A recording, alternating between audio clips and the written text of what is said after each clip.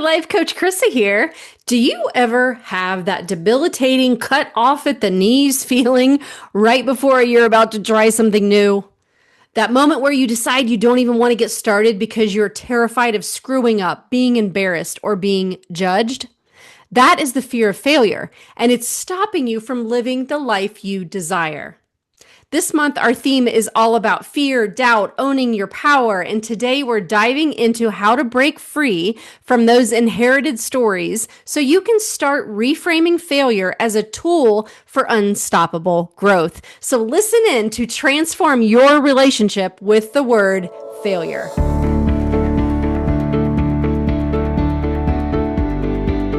Hey everyone, welcome back to my channel. I'm Life Coach Carisa, and this month we are tackling one of the biggest roadblocks to owning your power, the fear of failure. How do I know this? Because I grappled with failure my whole life, being so afraid of it that I just kept myself small. So the moment that you let that fear stop you, a second layer of shame and judgment kicks in. Do you see that? You know you are stopping yourself from doing something you ultimately want to do, and so you feel stuck. So let's talk about where that fear comes from and how you can dismantle it. I think that there is this inherited story of imperfection.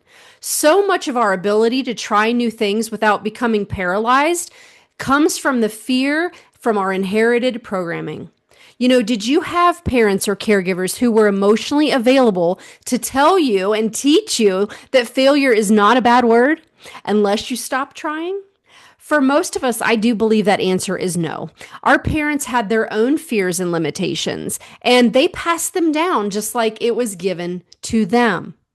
And I think that there is this core unspoken rule that many of us may have learned in childhood. It's that you must do it right the first time, or you clearly must be bad at it.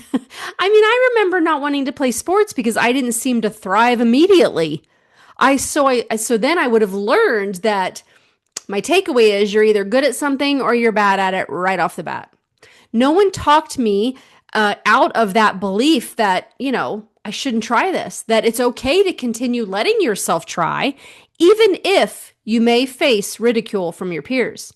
Because that fear of ridicule can leave a lasting impression on our emotional nervous system that stays with us into adulthood, even when the threat of being teased is long gone. So I think that there is this real tangible cost. It's losing yourself, right? What is the biggest, most tangible thing that you lose when you choose safety over taking a risk? It's the relationship with yourself. Every time you sell yourself short, every time you tell yourself you're not even going to try because it might be embarrassing, I think you further separate from your true self. You create a life where you make decisions based upon fear and anxiety rather than optimism and possibility. You would find yourself disconnected from your soul's desire, and that can become your new normal way of operating. And so the price of being afraid to try is way beyond just avoiding being teased as a child. It is now finding yourself living a life that you are unfulfilled in and disappointed with as an adult. I've seen this time and time again, and it happened in my own life. So I think that we need to do some reframing. I had to completely change my identity with the word failure. I love hearing this concept. Failure does not exist unless you completely stop trying. Did you ever hear that from anyone? Were you ever told that? Because as long as you keep learning, growing, exploring, and trying new things, you are never failing. We are not meant as human beings to stand still. We are meant to move.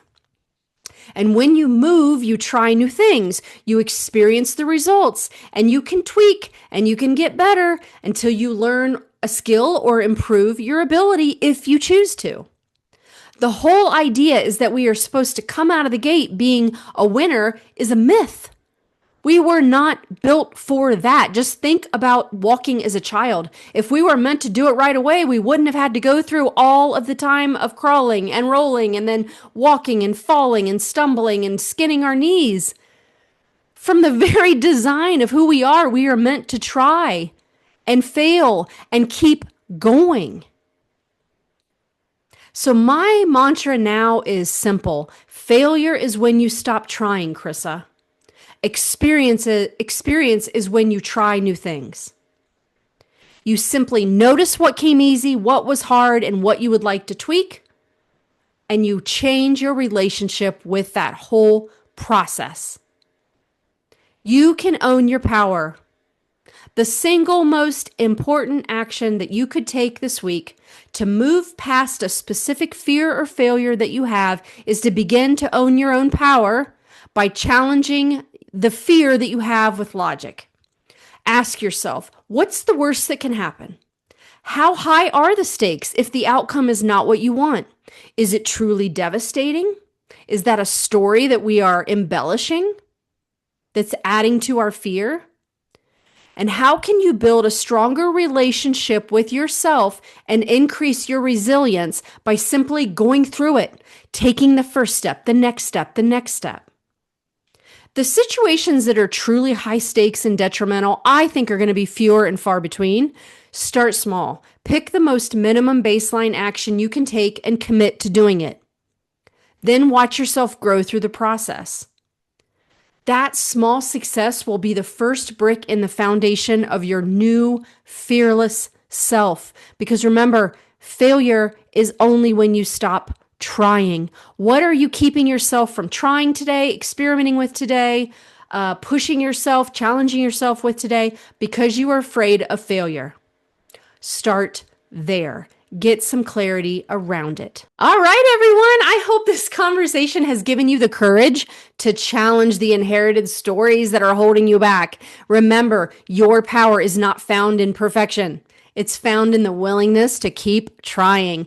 And if you are ready for more conversations like this, for about breaking through fear and owning your power, please subscribe and turn on the notification bell. And if you would like a bigger roadmap for rewriting your own stories that are holding you back, my book, Why Am I Like This, is available on Amazon. All right, everyone. I will see you soon. Have a beautiful day.